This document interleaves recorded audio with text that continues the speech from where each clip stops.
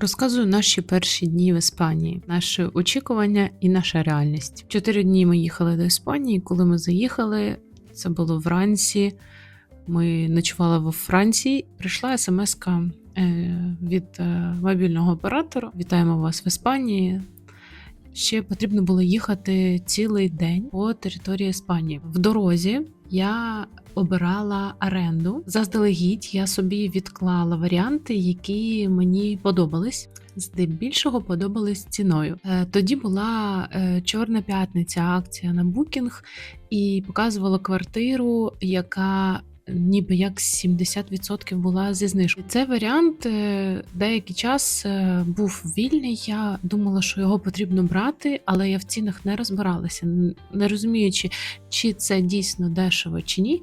Я вирішила, що його потрібно брати, тому що він був, в принципі, саме оптимальний по вартості і умовам. Вийшло так, що є тепер досвід. Ми жили у 3 квартирах по добовій оренді, перш ніж ми зробили всі документи, банківські картки і змогли зняти постійне житло. Цілий день ми їхали до цієї квартири. В 8 годині вечора ми домовилися, що ми заберемо ключі в офісі. Ми приїхали трошки пізніше. Думка була тільки про те, щоб вже нарешті доїхати і заселитися, бо квартира була знята на більше ніж 40 днів, 1,5 місяці. Ми розуміли, що це буде якась точка перезагрузки, плюс це був початок грудня, буквально 30 листопада, 31 грудня. І я розуміла, що якщо ми знімемо на 2-3 тижні, то, скоріш за все, на свята ми залишимось без житла, тому що буде невідомо, яка ситуація буде, тому що у нас немає досвіду саме такого співпадіння факторів. Все йде не так, еміграція – це важко, але що саме важко, у всіх виходить своє. І ти готуєшся до одного, а стається щось інше. Тому навіть цікаво подивитися, що ж буде саме в нас, якщо ви готуєтесь до одного, а все одно щось піде не так. В нашому випадку ми приїхали за ключами, забрали ключі, все добре. І як пізніше виявилось, супермаркет був прямо біля цього офісу. Ми про це не знали і в той момент взагалі про це не подумали, що потрібно буде щось повечеряти. Виявилось, що від офісу, де ви забираєте ключі, вам до квартири їхати ще хвилин 20-25. Там ще виходить швидкісний режим невеликий, і ви довго їдете по косі. Ми зупинилися, це називається Ла-Манга, коса, провінція Мурсія, і з однієї сторони Середземне море, з іншої сторони лагуна Мар-Мінор. І виходить, що ви їдете по такій косі, з обох сторон у вас вода. Велике море і маленьке море.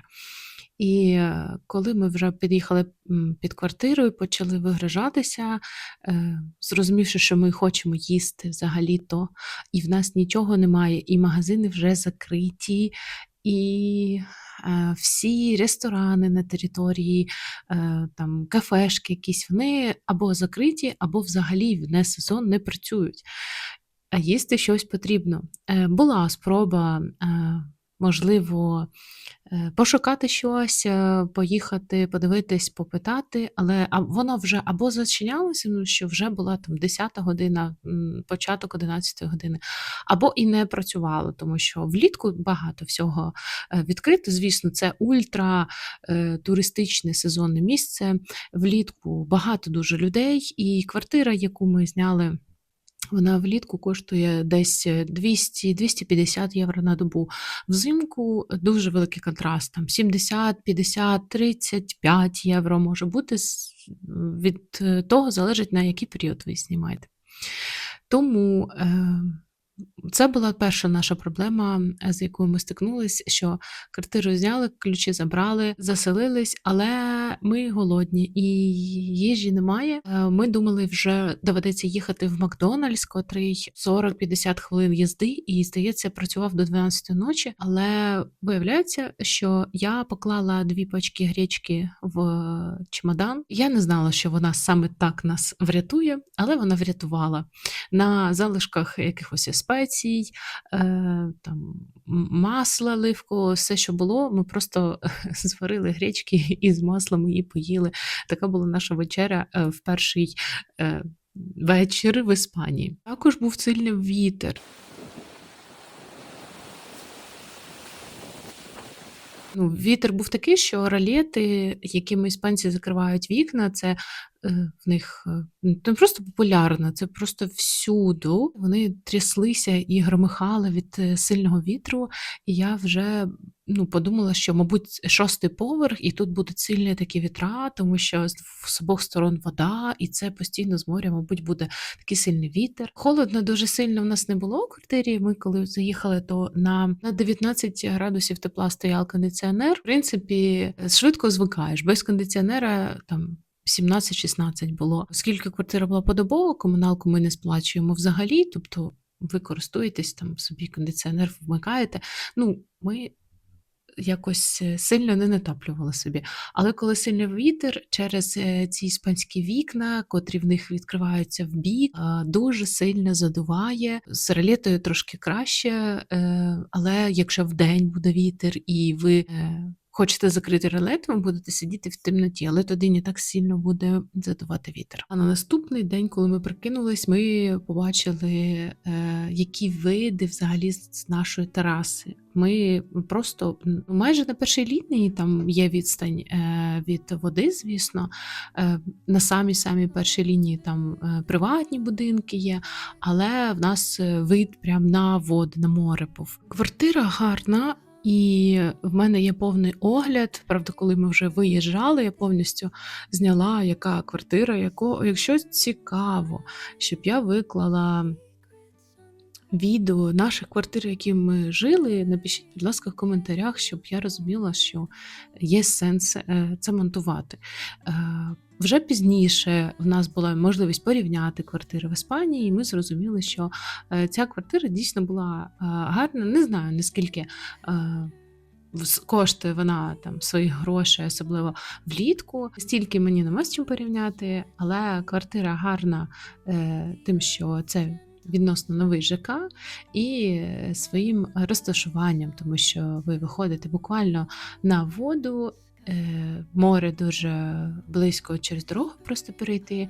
І пізніше, коли ми вже могли порівняти, ми вже, звісно, її переваги розуміли. Також дуже класно, коли двері виходять у коридор, тобто це апартаменти. Тому що багато житла в Іспанії – це вихід прямо на вулицю, як була наша наступна квартира, і там вітер, він просто задуває вам під двері, не тільки в вікна, а просто під двері, і сквозняк гуляє постійний, і ви просто, що ви нагріваєте, то все у вас вивітрюється. Наступні дні ми були в супермаркеті. Чомусь я вирішила, що ми маємо поїхати в великий гіпермаркет, який доволі далеко від нас знаходився. Пізніше вже я дізналася, що був супермаркет набагато ближче, але я чомусь вирішила, що потрібно їхати,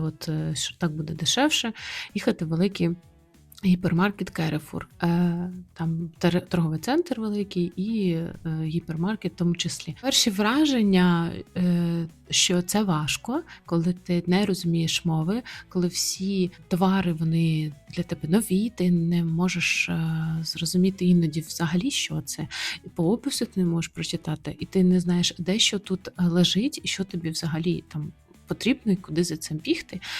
І за пару годин перебування в супермаркеті ти дуже сильно втомлюєшся і виходиш просто як ніби після трудового дня, тому що ти телефон з рук не випускаєш, ти користуєшся постійно перекладачем або штучним інтелектом. Він тобі пояснює, що це або що це, а й чи вигідні ціни, чи вигідні пропозиції. В таких великих гіпермаркетах там це був грудень, це було перед вже різдвяна історія, де якісь знижки, щось там 2+1, і там один безкоштовно, якщо береш там 3, і якісь пропозиції ніби вигідні, просто постійно, максимально все це крутиш в голові. Було нелегко, але з кожним разом ставало все легше. Нам дуже сильно сподобалися такі солодощі, як нам сказав Шаї, це фірмова іспанська така шоколадка різдвяна. Ми більше ніде, на жаль, саме цю не зустрічали, крім Керефура. Вона дуже смачна, я навіть хотіла про неї зняти окреме відео. І це я можу віднести це до якихось мілочей, які на початку, коли ви приїжджаєте в іншу країну, створюють вам враження. Тому що відбуваються і приємне, і неприємне. Ми очікували, що ми знімемо квартиру за 1,5 місяці, ми отримуємо документи, ми отримуємо тимчасовий захист, ми вже подамося на картку Тіє, ми вже відкриємо банківський рахунок. Я думала, що 1,5 місяця для цього повністю достатньо. Виявилося, взагалі ні. Виявилося, що тимчасовий захист отримати, це потрібно 2 місяці чекати, або потрібно ловити сіту, або платити людям, які ловлять сіту, і теж невідомо на коли, тобто це може бути місяць. Далі потрібно те саме робити на карту Тії. Банк відмовляється відкривати вам банківський рахунок, якщо у вас немає Тії. Хоча, коли ми їхали, всі писали, там стверджували, що все нормально, банк відкриває. І колись це було дійсно так. Але інформація дуже швидко втрачає актуальність. Люди, які півроку тому або більше навіть, це тим паче вже не актуально. То, що вони казали, що їм в 22-му, 23-му році відкривали банки, це вони просто йшли на зустріч. А насправді зараз знайти виявилось менеджера, який відкриє рахунок тільки по вашому тимчасовому захисту податковому номеру важко. Плюс походження грошей, або робота, або договір куплі-продажу вашої нерухомості. Їм це обов'язково потрібно. Тому зараз поблажок вже або немає, або набагато менше, ніж колись, і ми теж на це попали. Ми розуміли, що поки ми не відкриємо банківський рахунок, ми не можемо прямо, прозоро сплатити за квартиру постійно, тому що це потрібно не тільки власнику, це потрібно і на майже 3 місяці. Ми жили на подобових квартирах. Висновок такий: пальми єсть, море єсть, як ми і ожидали. Скорость, нам говорили, що все буде довго.